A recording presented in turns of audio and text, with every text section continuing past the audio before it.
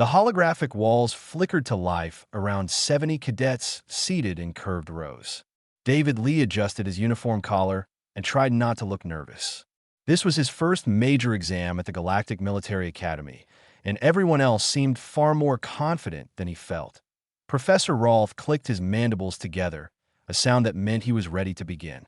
The insectoid instructor had taught siege warfare tactics for 3 decades, training officers from 40 different species.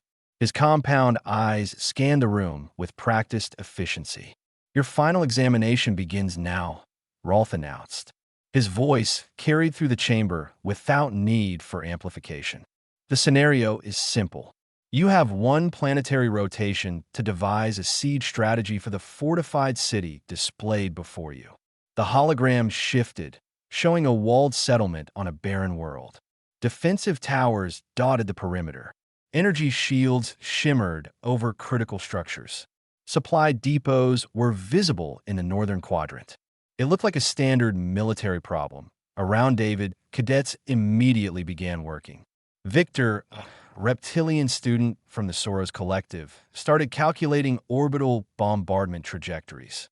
Kaya, whose aquatic species required a moisture suit to survive in standard atmosphere, was already mapping power grid vulnerabilities. Petra, her crystalline form refracting light in rainbow patterns, sketched out invasion routes. David raised his hand. The movement caught Rolf by surprise. In 30 years, no cadet had ever asked a question this early. Most barely looked up from their work until the final hour. "Yes, Cadet Lee." Rolf's mandibles clicked with curiosity. "Professor, I need clarification," David said. Several nearby cadets glanced over, annoyed by the interruption. "Which era of siege warfare should I reference for this examination?" The room went silent. Kaya's tentacles stopped moving. Victor's scaled head turned fully toward the human. Even Petra's constant light refraction seemed to pause. Rolf tilted his head, a gesture of confusion he had learned from mammalian species. "I do not understand your question, Cadet. Please elaborate." David stood, feeling dozens of alien eyes on him. "Well, sir, humanity has approximately 5,000 years of documented siege warfare history. Each era developed distinct tactical approaches based on available technology and strategic thinking. I want to make sure I reference the appropriate period for this scenario." The silence deepened. Victor made a low hissing sound that indicated shock in his species. Kaya's skin changed color, cycling through emotions David had not yet learned to interpret. Several cadets in the back rows leaned forward, suddenly very interested. Professor Rolf's compound eyes widened, an expression David had never seen on the normally composed instructor. 5,000 years? Your species has been conducting siege operations for 5 millennia. Give or take a few centuries. Yes, sir, David replied. Though the techniques varied significantly across different periods and cultures. Rolf set down his datapad. This was unprecedented. Cadet Lee, most species in this academy developed the concept of siege warfare within the last 200 years, after achieving interstellar capability. You're telling me humans were besieging fortifications before spaceflight? Before written language in some cases, sir, David said. We have archaeological evidence of siege tactics from prehistoric periods. A cadet named Owen, whose avian species had hollow bones and feathered crests, spoke up without permission. How is that possible?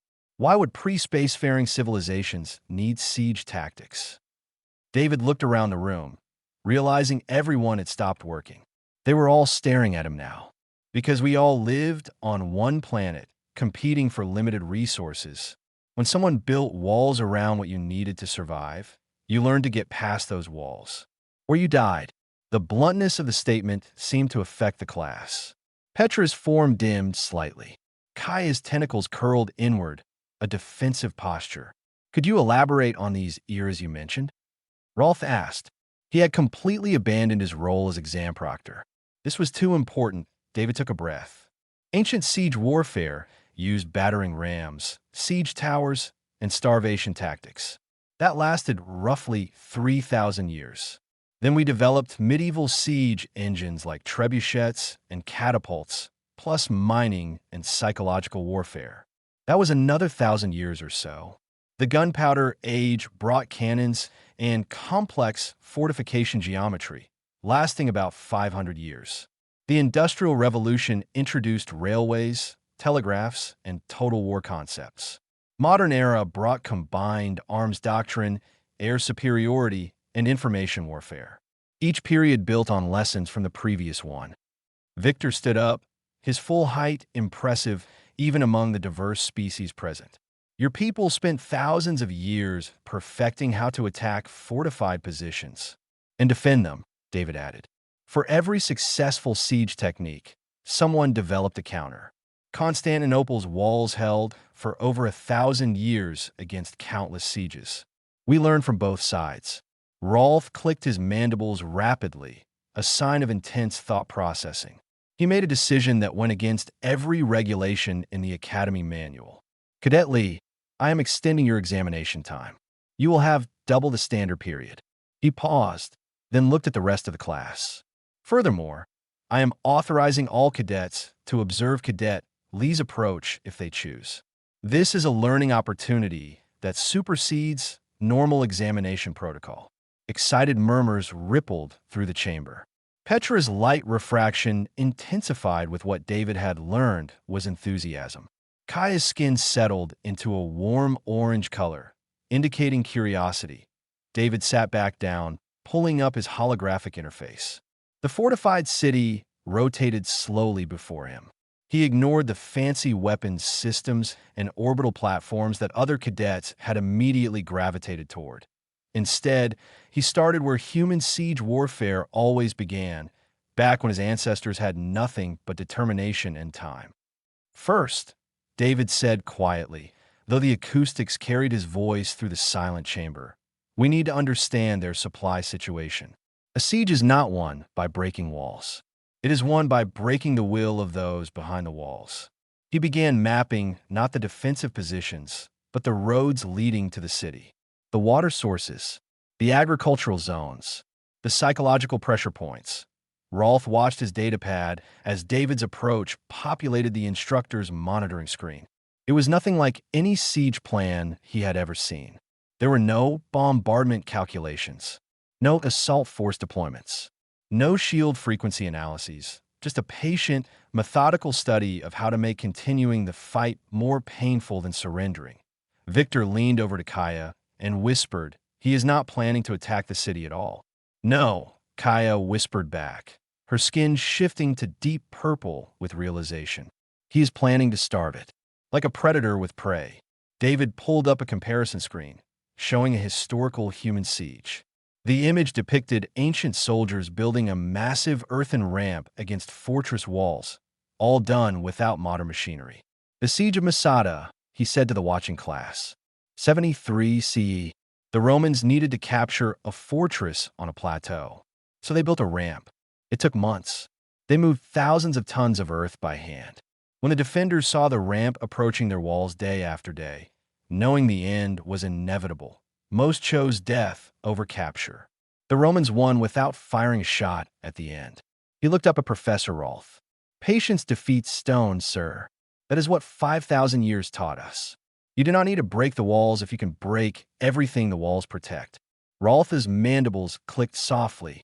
In 30 years of teaching warfare, he had never considered that perspective. None of his species had. They had learned siege warfare from galactic databases, clinical and efficient. They had never learned it while starving behind walls, watching their children go hungry, counting the days until supplies ran out. Humans had learned siege warfare the hard way. And now one human was sharing those terrible lessons with species who had never needed them before. The examination continued, but everyone knew something had fundamentally changed in that chamber. David's fingers moved across the holographic interface, while 70 pairs of alien eyes watched his every move. He had forgotten about the examination timer. The grade did not matter anymore. What mattered was showing them how humans thought about war. Supply lines, he said, highlighting routes leading into the fortified city. Every siege starts here, not with weapons, not with soldiers, with logistics. Professor Rolf moved closer to observe. Explain your reasoning, cadet. A city under siege is just a large group of people trapped in a box, David said. They need food, water, medicine, ammunition, and morale. Cut off enough of these things, and the walls become a prison instead of a protection. He pulled up another historical reference. The hologram showed a medieval city surrounded by an army that seemed to be doing nothing but waiting. The Siege of Kaffa, 1346, David explained. The Mongol army besieged a Genoese trading city on the Black Sea. They could not break the walls, so they waited. When plague broke out in the Mongol camp, they catapulted infected corpses over the walls. Petra's crystalline form shuddered. That is biological warfare. Yes, David said simply. It was horrible. It also worked. The defenders surrendered, and the plague they carried eventually became the Black Death that killed millions across Europe. My point is not that we should copy that tactic. My point is that humans learned very early that you do not have to breach walls to win. Kaya's tentacles waved in what David had learned was a gesture of understanding. You attack the resources, not the fortifications. Exactly, David said. He turned back to the examination scenario. Look at this city's water recycling system. It is efficient but centralized. If I introduce a harmless but detectable contaminant into their primary reservoir, they will have to activate backup purification systems. Those systems use 3 times the power they will need for shields when they think we are preparing an assault. Victor's scaled brow ridges rose. You would fake an attack. I would encourage them to waste resources preparing for an attack that never comes, David corrected. Every unit of power spent on purification is 1 less unit for shields or weapons.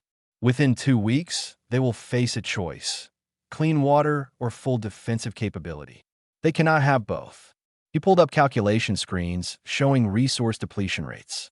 The math was simple once you stopped thinking about explosions and started thinking about exhaustion. Owen, the avian cadet, raised a wing arm. But this takes weeks. Standard galactic doctrine would have the city captured in days through orbital bombardment. At what cost? David asked. He pulled up the bombardment calculations that most other cadets had submitted. Victor's plan requires 17 hours of continuous bombardment. Total estimated casualties: 4,300 offenders, 60% civilian. Infrastructure damage: 85%. Reconstruction time: 3 years. Total cost: 47 billion credits. He let those numbers hang in the air, then showed his own calculations. My plan requires 21 days. Estimated casualties: 200, mostly from accidents during voluntary evacuation. We will offer. Infrastructure damage: 12%, mostly self-inflicted by defenders during panic.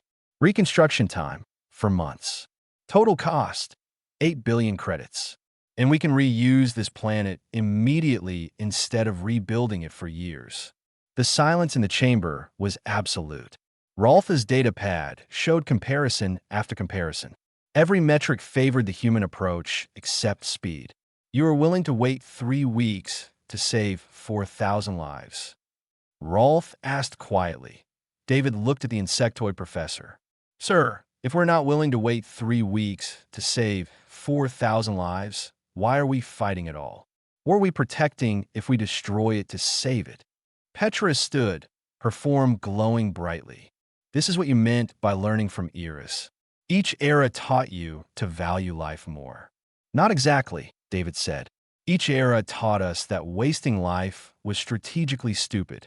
The Mongols who used plague victims as weapons? They brought plague into their own camps first. It killed thousands of their soldiers. Brutal tactics often hurt the attacker as much as the defender. We learned restraint because excess killed us too. He brought up another historical example. This time, a massive wall system protecting a city from land and sea. Constantinople's Theodosian walls, built in the 5th century, protected the city until 1453. Over 1,000 years. The walls had 3 layers, each designed to counter different siege tactics. Dozens of armies tried to take Constantinople. Most failed. Why? Kaya's skin turned thoughtful blue. The defenders learned from each attack. Yes, David said. Every failed siege taught them something. They added new defensive features, changed their tactics, stored more supplies. By the time someone finally conquered Constantinople, it took the most advanced siege cannons in the world plus a brilliant strategy to find a weak point. The siege lasted 53 days and cost the attackers thousands of soldiers. He turned to face the class fully. That is the other side of siege warfare. Sometimes the defender wins. Sometimes the walls hold. And anyone planning a siege needs to know when to walk away. This concept seemed to startle several cadets. In galactic military doctrine, overwhelming force always won eventually. The idea of abandoning a siege was almost unthinkable. You would retreat. Victor asked, confused. If the cost of victory exceeds its value, yes, David said. Humans have a saying, do not throw good money after bad. It applies to lives too. If a siege is not working, if the casualties are mounting, if the strategic benefit is gone, you withdraw. Stubbornness is not strategy. Professor Rolf made a notation on his pad. The Galactic Military Council needs to hear these principles. Cadet Lee, your examination is concluded. You have passed with the highest score in siege warfare tactics this academy has ever recorded. David blinked. But I have not finished the plan, sir. You have demonstrated sufficient mastery. The actual plan is secondary to the thinking behind it. Rolf addressed the whole class. All cadets, consider this examination suspended. We are transitioning to a lecture format. Cadet Lee will continue explaining human siege warfare history. Attendance is mandatory. This material will appear on your final strategic assessment. Excited sounds filled the chamber. Cadets who had been competitors moments ago now leaned forward eagerly. They wanted to learn. They wanted to understand how one species could have thousands of years of knowledge about something they had only learned in textbooks. David felt the weight of responsibility settle on his shoulders. He was not just a cadet anymore. He was a teacher, a bridge between human experience and galactic innocence. Where should I start? He asked Rolf. The professor's mandibles clicked, and what David had learned was a smile. Start with the sieges you lost. Those lessons are often more valuable than victories. David nodded and pulled up a new hologram. It showed walls that had stood for centuries finally falling. Let me tell you about the fall of Constantinople, he began, and why even the best defenses eventually fail. 3 hours had passed since the examination began. No one had left. Cadets from other courses heard about the impromptu lecture and crowded into the observation areas. Word spread through the Academy network that something unprecedented was happening in the siege warfare chamber. David stood at the holographic projector, surrounded by floating images of ancient fortifications. His voice had grown hoarse from talking, but the rapt attention of over 100 alien students kept him going. Defense is an art form, he said, pulling up schematics of Constantinople's walls. These are not just barriers. They were a statement. They said, we are worth protecting, and we know how. The hologram showed 3 concentric walls, each higher than the last. Moats filled with water surrounded them. Towers positioned for overlapping fields of fire dotted the entire perimeter. The inner wall stood 12 meters thick and 20 meters high, David explained. The middle wall was 2 meters thick and 10 meters high. The outer wall was another defensive layer. Between each wall was open ground where attackers would be exposed to fire from above. Any army that got past the first wall found itself trapped between barriers with defenders raining death from above. Kaya's tentacles formed a question gesture. How did these walls finally fall after 1,000 years? David's expression grew somber. Technology and determination. Sultan Mim II brought the most advanced cannons in the world. One cannon was 9 meters long and could fire a 600-kilogram stone ball. They bombarded sections of wall for 53 days straight. Even then, the walls only partially collapsed. The city fell because defenders were exhausted, outnumbered, and out of supplies. The walls still stood, but the people behind them could not anymore. He let that sink in before continuing. That is the truth about siege warfare that no tactical manual teaches. Walls do not lose sieges. People do. Morale breaks before stone. Victor raised a scaled hand. Then why build strong walls at all? Because strong walls buy time, David said. Time to gather reinforcements. Time to negotiate. Time to outlast the attacker. Look at the siege of Leningrad during Earth's Second World War. The hologram changed to show a modern city surrounded by enemy forces. The date stamp read 1941 to 1944. 872 days, David said quietly. Over 2 years. The city was surrounded, bombarded constantly, starved deliberately. Over 1 million people died. Civilians ate sawdust, wallpaper paste, anything that might have calories. They burned furniture for heat during winters that dropped to minus 30 degrees. Children forgot what full meals felt like. The chamber had gone completely silent. Even the background hum of ventilation systems seemed muted. Why did they not surrender? Petra asked, her light dim with horror. Because surrender meant something worse, David said. The besieging force was not interested in occupation. They wanted extermination. So the people of Leningrad chose to endure the unendurable rather than give up. The city never fell. Owen's feathered crest flattened, a sign of deep disturbance. That is not warfare. That is torture. Yes, David agreed. That is why humans developed the Geneva Conventions. Rules of war. Protections for civilians. Bans on deliberate starvation as a tactic. We made these rules because we did terrible things and had to stop ourselves. He pulled up documents showing international law regarding siege warfare. After seeing what happened in Leningrad and other sieges, humanity agreed that some tactics were too horrible to use even in war. We legally bound ourselves to protect civilians, allow evacuation corridors, and limit suffering. Rolf had been taking notes on his data pad. He looked up now. Your species created laws to restrict your own effectiveness in warfare. We created laws to preserve our humanity while conducting warfare, David corrected. There is a difference between defeating an enemy and becoming a monster.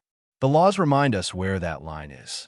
The hologram shifted back to the original examination scenario. The fortified city rotated slowly, now looking less like a tactical puzzle and more like a place where people lived. Apply these lessons to our exam, David said. I could recommend tactics that would crack this city open in hours.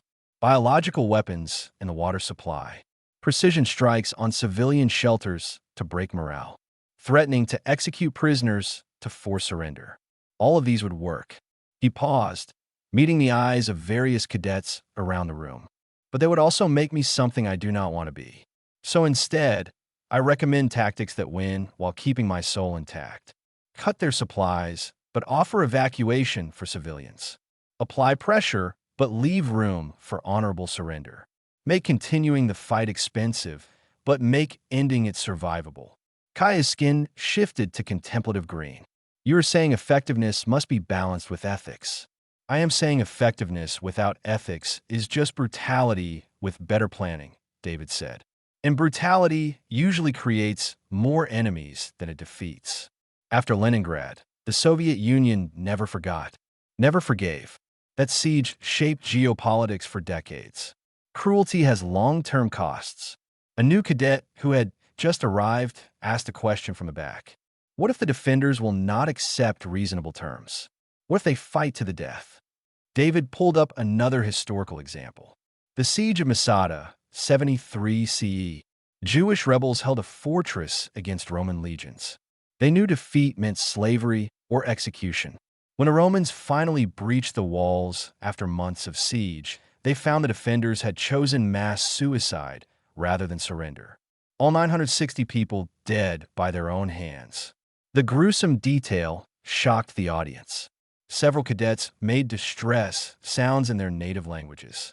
The Romans won the siege, David continued, but they gained nothing. An empty fortress and corpses. Tactically successful, strategically pointless. That is what happens when you leave no room for your enemy to choose life. He modified the exam scenario, adding an element Rolf had not included originally. A broadcast system that could reach the besieged city's population. If I commanded this siege, my first action would be broadcasting terms, David said. Honorable surrender available. Civilian evacuation guaranteed. Defenders can lay down weapons without shame. Give them a choice between destruction and survival. Make surrender easier than fighting. Then wait. That could take weeks, Victor protested. It took Leningrad 872 days, David replied. 3 weeks is nothing if it saves thousands of lives. And here is what your standard bombardment approach misses. Those people we are besieging today might be our allies tomorrow. Galaxies are big, but they are not infinite. The civilization you destroy this year might have been your trading partner next year. Better to win a new friend than create a permanent enemy. Professor Rolf stood, his mandibles clicking rapidly. Cadet Lee, you have fundamentally altered how I understand siege warfare. For 30 years, I taught this as a technical problem. You have shown it is a humanitarian problem that happens to involve tactics. David shook his head. With respect, sir, you had it backward. It is a humanitarian problem that we try to solve with tactics. The humans behind those walls are not obstacles. They're the whole point. If we forget that, we are just moving around weapons platforms and calculating casualty rates. That is not warfare. That is mathematics with corpses. The weight of his words settled over the chamber like a physical presence. These cadets had trained to think of war as clean equations and efficient solutions. David was forcing them to see the blood behind the numbers, and none of them would forget it. Professor Rolf dimmed the chamber lights and brought the holographic display to full brightness.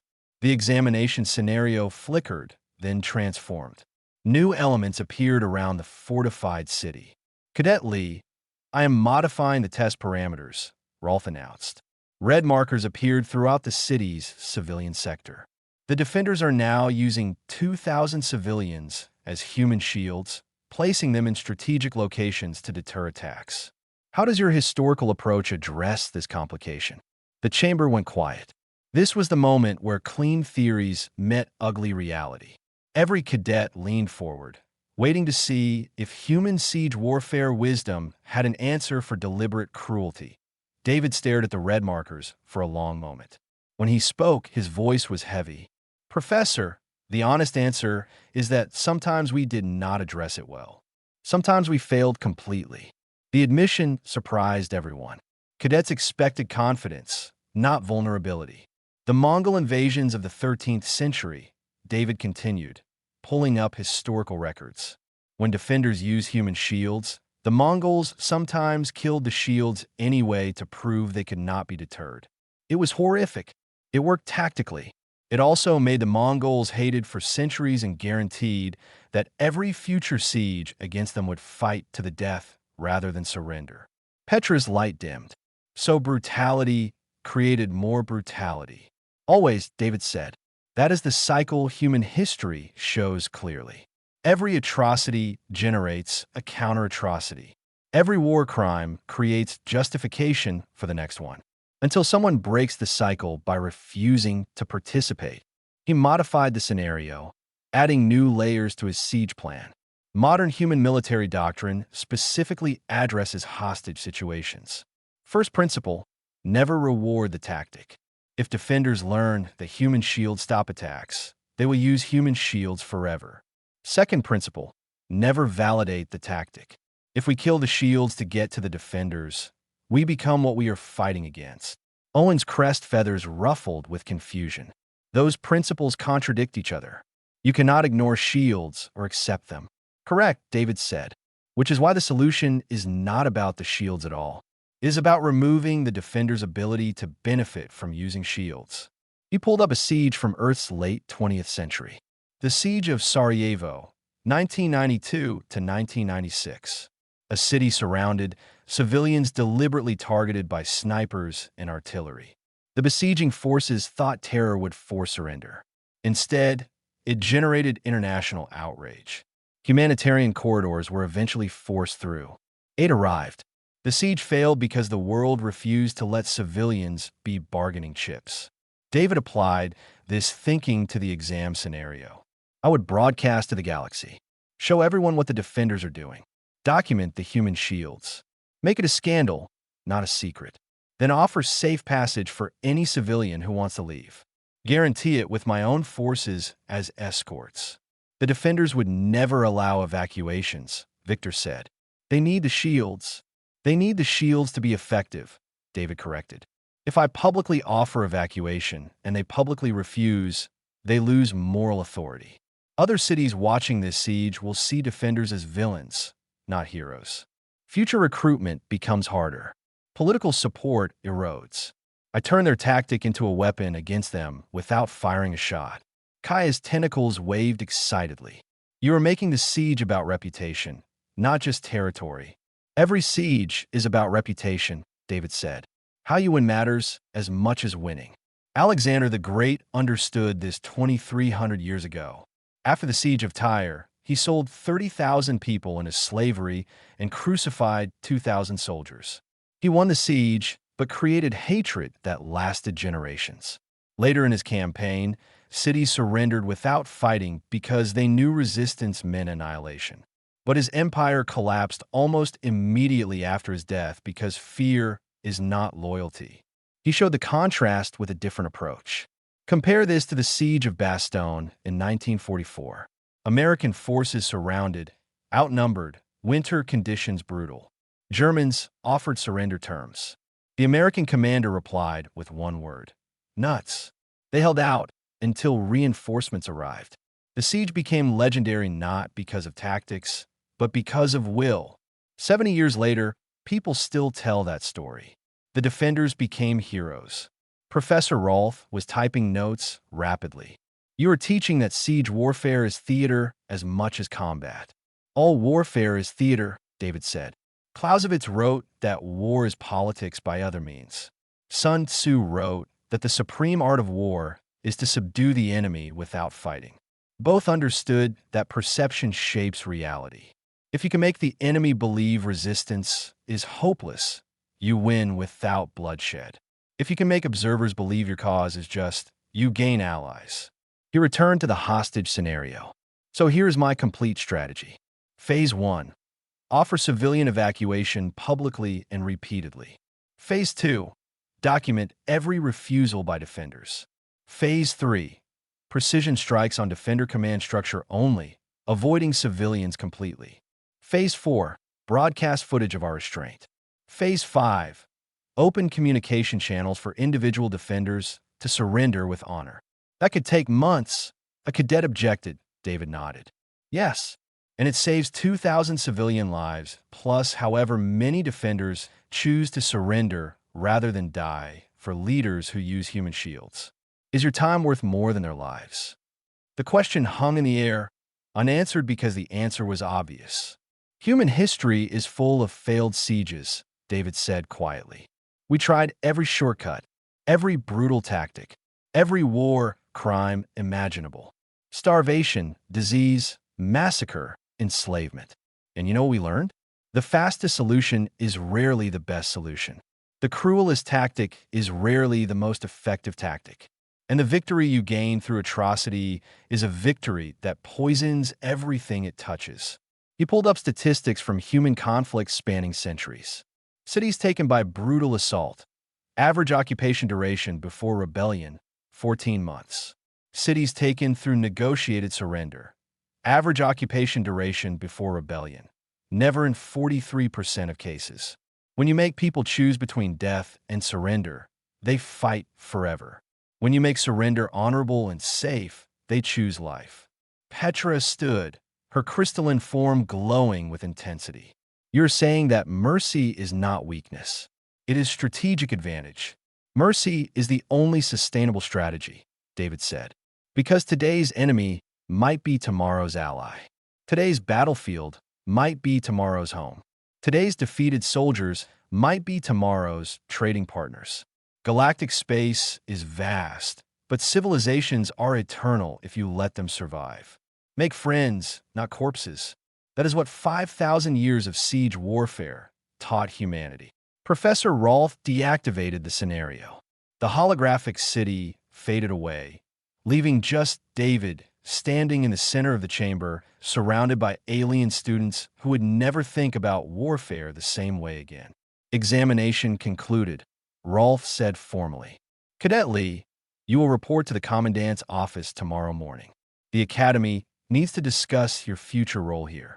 David felt a flutter of nervousness. Did I pass, sir? Rolf's mandibles clicked in his species version of a laugh. Cadet, you did not just pass. You wrote a new textbook. David walked through the academy corridors the next morning, feeling eyes on him from every direction. Word had spread faster than he expected. Cadets from species he had never seen before nodded as he passed. Some whispered to companions. A few even stopped him to ask questions about human military history. The commandant's office occupied the central tower, overlooking the entire academy complex. David had never been here before. The door opened automatically as he approached. Commandant Theros was a being of pure energy contained within a crystalline matrix. Her species had evolved beyond physical form millennia ago, but maintained bodies for interaction with corporeal species. Light pulsed within her form as she registered David's presence. Cadet Lee. Her voice resonated through the room without coming from any specific direction. Professor Rolf filed a most unusual report about your examination. David stood at attention. Yes, Commandant. He states that you possess tactical knowledge spanning 5,000 years of warfare evolution. He recommends immediate integration of human historical doctrine into our curriculum. He also suggests you are qualified to teach despite being a first-year cadet. Light flickered in what might have been amusement. This is unprecedented. I understand, Commandant.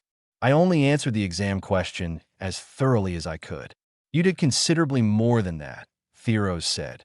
A holographic display appeared, showing data David recognized as his exam performance metrics.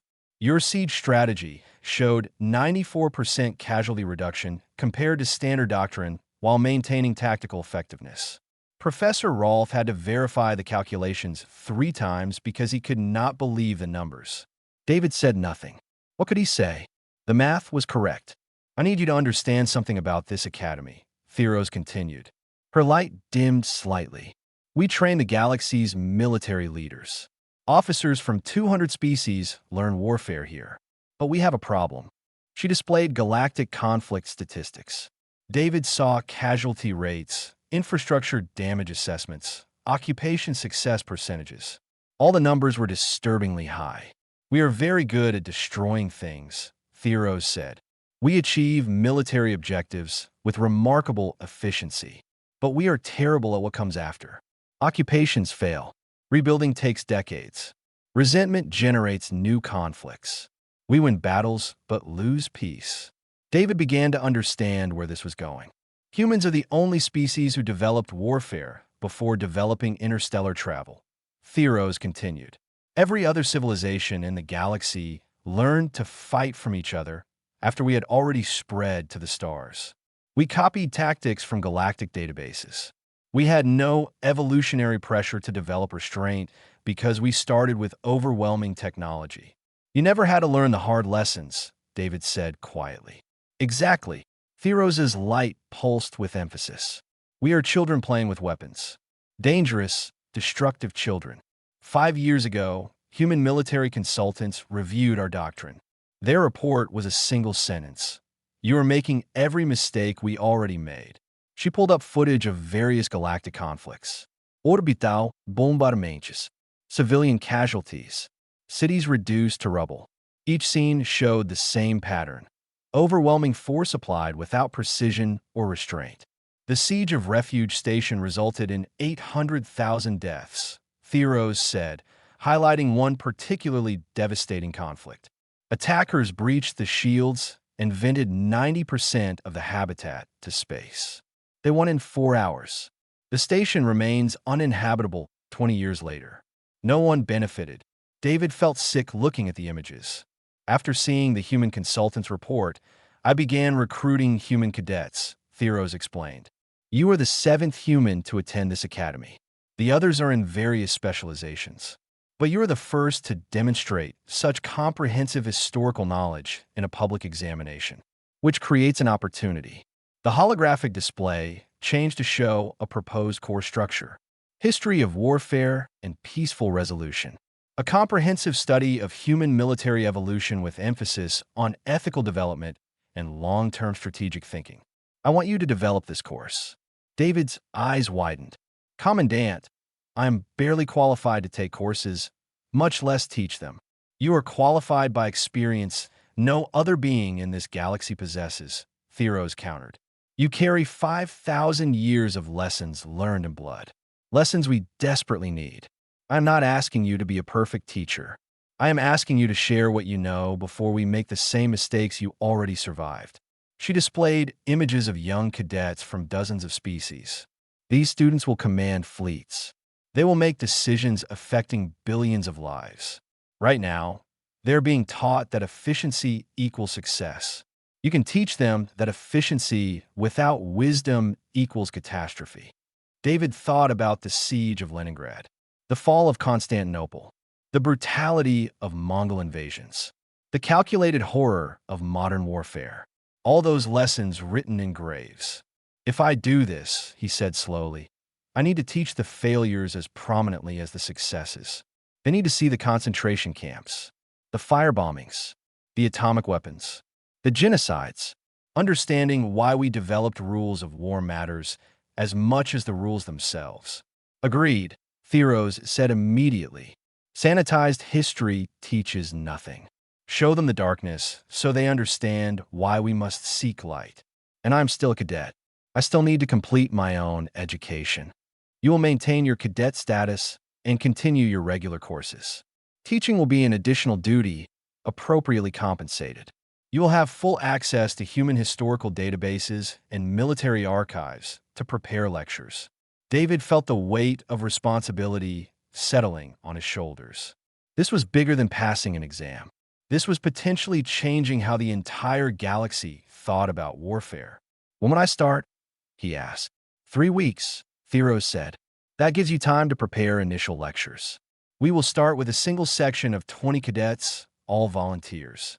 If successful, we expand the program. She extended an energy tendril that solidified into something resembling a hand. David shook it, feeling a strange, tingling sensation. Welcome to the faculty, Cadet Instructor Lee, Theros said. Try not to traumatize the students too badly. David smiled weakly. Commandant, if I'm doing this correctly, trauma is unavoidable. They need to understand what we are trying to prevent. Then make them understand, Theros said. Her light pulsed warmly.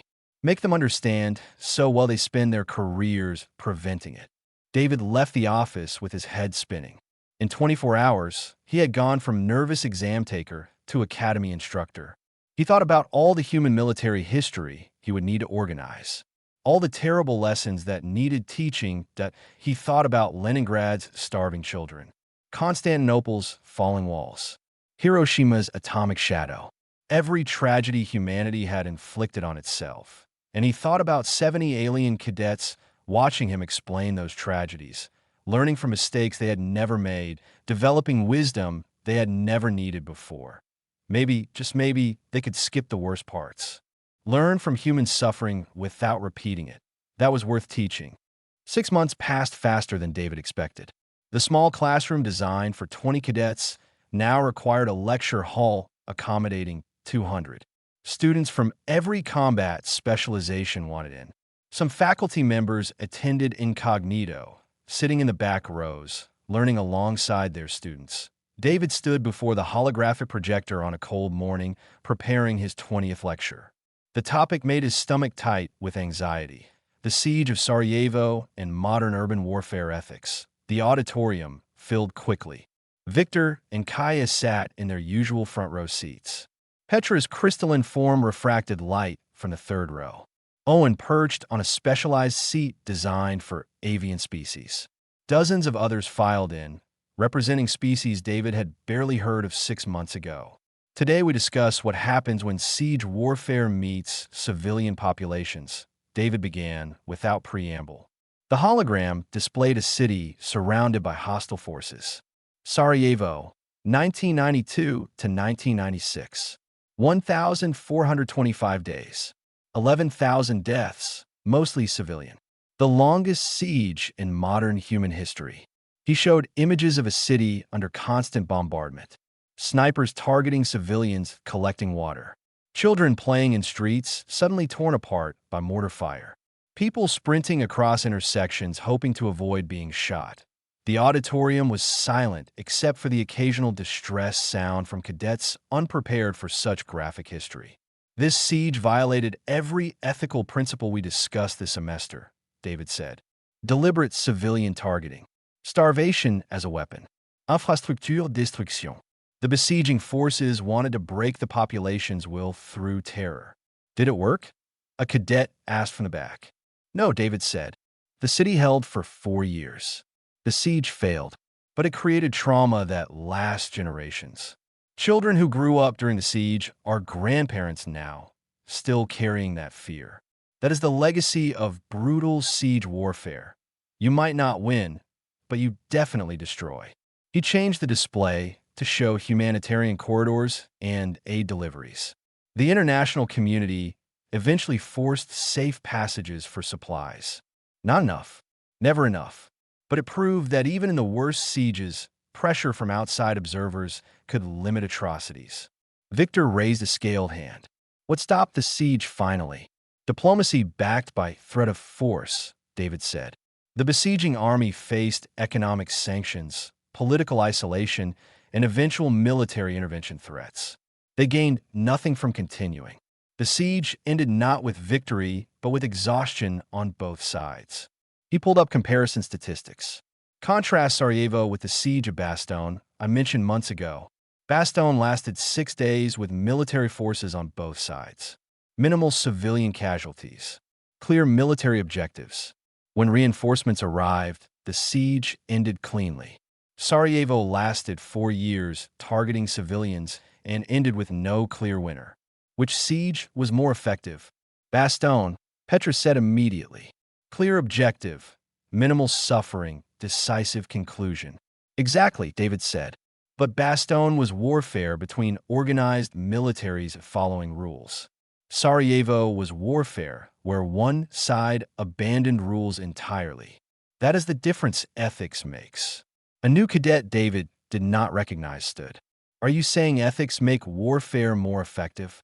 I am saying warfare without ethics stops being warfare and becomes murder, David replied. And murder generates endless cycles of revenge. Effective warfare ends conflicts. Unethical warfare perpetuates them forever. He showed footage from recent galactic conflicts. The images looked uncomfortably similar to Sarajevo. Orbital bombardamentos e civilians centers. Refugee streams fleeing destroyed cities. Infrastructure reduced to rubble. This is Tertian sector 3 months ago, David said quietly. Standard galactic siege doctrine. Overwhelming force. Total victory in 6 hours. 92,000 casualties. The territory is now worthless because everyone living there is dead or displaced. Who won? No one answered. The question was rhetorical anyway. Last week, I received the communication, David continued. He pulled up an official military document. Border conflict in Meridian system. Local commanders requested human tactical consultation. I provided a siege strategy based on lessons from this course. They implemented it. The hologram showed a different kind of siege. Blockades instead of bombardment. Broadcasts offering safe evacuation. Precision strikes on military infrastructure only. Negotiations conducted publicly. Duration, 18 days. Casualties, 47, 0 civilian. Infrastructure damage, 8%. The defending force surrendered with honor. Occupation is proceeding peacefully. Reconstruction began immediately. Total cost, 1/10 of a standard orbital assault. He let the numbers speak for themselves. 3 of the officers who implemented this strategy graduated from this academy 5 years ago, David said. Before this course existed, they learned standard doctrine, overwhelming force, acceptable casualties, rapid victory. They went back, took this course remotely, and changed their entire approach. Victor stood, performing his species' gesture of profound respect. They learned from human mistakes without making those mistakes themselves. That is the hope, David said. That is why we study these terrible histories. Not to glorify war, not to make you better killers, but to make you better at preventing killing. Kaya's tentacles formed a question shape. Has it worked?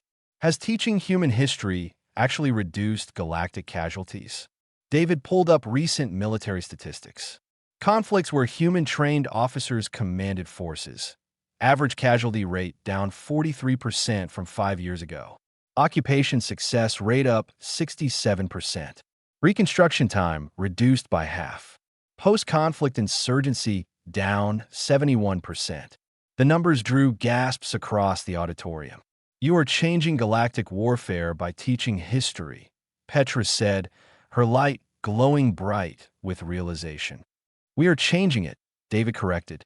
Every cadet in this room who takes these lessons into their career. Every officer who chooses restraint over excess. Every commander who remembers that enemies can become allies if you let them survive. He thought about that first examination 6 months ago. The simple question that started everything. Which era should I reference? Now hundreds of cadets were asking that question. Studying human siege warfare across millennia. Learning from 5,000 years of mistakes, so they would not have to make those mistakes themselves. Professor Rolfe entered from the back of the auditorium. The insectoid instructor approached the podium, mandibles clicking with satisfaction. Cadet Instructor Lee, I have an announcement, Rolfe said. The Galactic Military Council has reviewed casualty statistics from conflicts involving Academy graduates. They have made a decision. David felt nervous anticipation. Human military history is now mandatory curriculum for all combat specializations across all galactic military academies. Your course materials will be distributed galaxy-wide. You will train instructors to teach this content on 40 different worlds. The auditorium erupted in sounds of approval across 24 species. David stood frozen, overwhelmed. You asked which era to reference, Rolfe continued. You referenced all of them. And in doing so, you may have saved more lives than any siege tactic ever could. David looked at the faces around him. Alien students who would command fleets and armies, who would make decisions affecting billions, who now carried knowledge of human suffering and human wisdom. Maybe they would do better. Maybe they would choose peace before violence, negotiation before bombardment, restraint before excess. Maybe humanity's terrible 5,000-year lesson could become the galaxy's shortcut to wisdom. That simple exam question had changed everything, and David realized that sometimes the best way to win a war was teaching others how to avoid fighting it at all.